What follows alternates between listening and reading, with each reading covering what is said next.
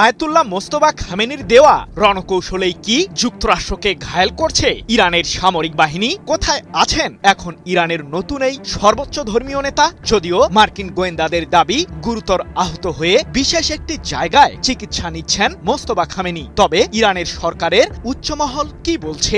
এদিকে সাম্প্রতিক যুদ্ধের পরও ইরানের ক্ষেপণাস্ত্র কার্যক্রমকে ঘিরে ব্যাপক সংশয়ে রয়েছেন মার্কিন প্রেসিডেন্ট ডোনাল্ড ট্রাম্প। কারণ ইরানের পররাষ্ট্রমন্ত্রী আব্বাস আরাকচির দাবি, পূর্বের চেয়ে ১২০% বেশি মিসাইলের মজুদ আছে তেহরানের কাছে। ইহুদিবাদীদের বিরুদ্ধে নতুন যুদ্ধে ঝাঁপিয়ে পড়তে পুরোপুরি প্রস্তুত ইরান। প্রশ্ন হলো, যুক্তরাষ্ট্রের বিরুদ্ধে যুদ্ধে সম্মুখ সারিতেই কি লড়ছেন ইরানের সর্বোচ্চ ধর্মীয় নেতা মোস্তফা খামেনি?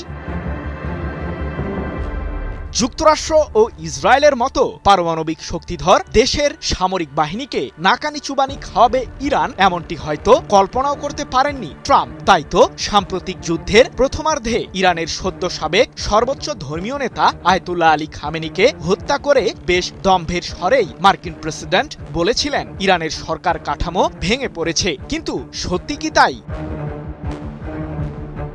ইহুদিবাদীদের অনুমানকে ভুল প্রমাণিত করতে সফল হয়েছে ইরান। সাম্প্রতিক যুদ্ধে মধ্যপ্রাচ্যে থাকা যুক্তরাষ্ট্রের সামরিক ঘাঁটিগুলোকে মিসাইল ও ড্রোন মেরে উড়িয়ে দিয়ে সেই বাস্তবতাই তুলে ধরেছে ইরানের সামরিক বাহিনী, যার কারণে এক প্রকার ভয় পেয়েই ইরানের বিরুদ্ধে এখন পুনরায় যুদ্ধে জড়ানোর সাহস করতে পারছেন না ট্রাম্প। তবে যুক্তরাষ্ট্র ও ইসরায়েলের কর্তাদের মাঝে আতঙ্ক ছড়ানো আরেক তথ্য পেয়েছে মার্কিনী গোয়েন্দারা।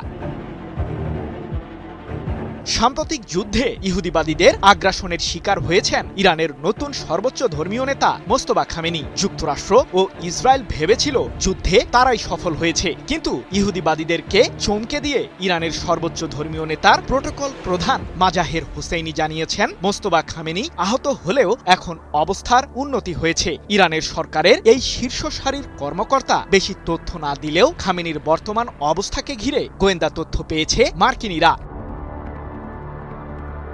যুক্তরাষ্ট্রের গোয়েন্দাদের অনুমান, ইরানের নতুন সর্বোচ্চ ধর্মীয় নেতা যুদ্ধের সময় আহত হওয়ার পর জনসম্মুখে না এলেও দেশটির যুদ্ধকালীন কৌশল এবং মার্কিন প্রশাসনের সাথে আলোচনায় যুক্ত আছেন। আর মোস্তফা খামেনি তার বিশ্বস্ত দূতের মাধ্যমেই এসব কাজ সম্পাদন করছেন। মার্কিন সংবাদ মাধ্যম CNN এর বরাতে ৯ মে বিষয়টি নিশ্চিত করেছে তুরস্কের সংবাদ মাধ্যম আনাদোলু এজেন্সি।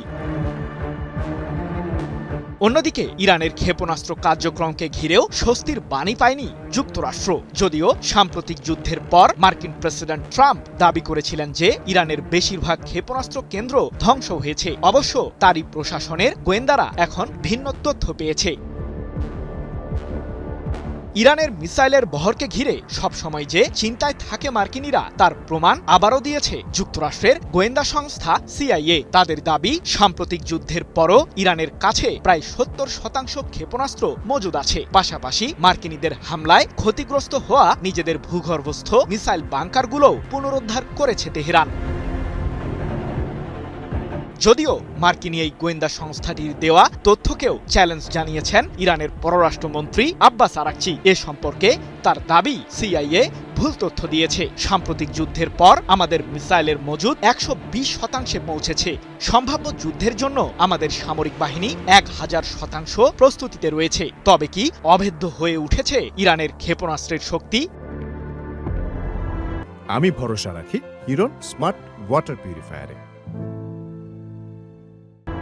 পশ্চিমা বিশ্লেষকরা বহুদিন ধরেই জানিয়ে আসছেন যে মধ্যপ্রাচ্যের দেশগুলোর মধ্যে সবচেয়ে বেশি মিসাইল রয়েছে ইরানের কাছে। অবশ্য তাদের সেই দাবিকে সঠিক প্রমাণিত করেছে তেহরান। ইহুদিবাদীদের চাপিয়ে দেওয়া যুদ্ধের পরপরই ইরানের সরকারের উচ্চমহল দাবি করেছিল যে দেশটির কাছে প্রায় ১৫,০০০ ব্যালিস্টিক মিসাইল ও প্রায় ৪৫,০০০ আত্মঘাতী ড্রোন রয়েছে, যা সম্ভাব্য যুদ্ধের ময়দানে যুক্তরাষ্ট্র ও ইসরায়েলকে ঘায়েল করার জন্য ব্যবহার করবে ইরান, এমনটাই ধারণা সমরবিদদের।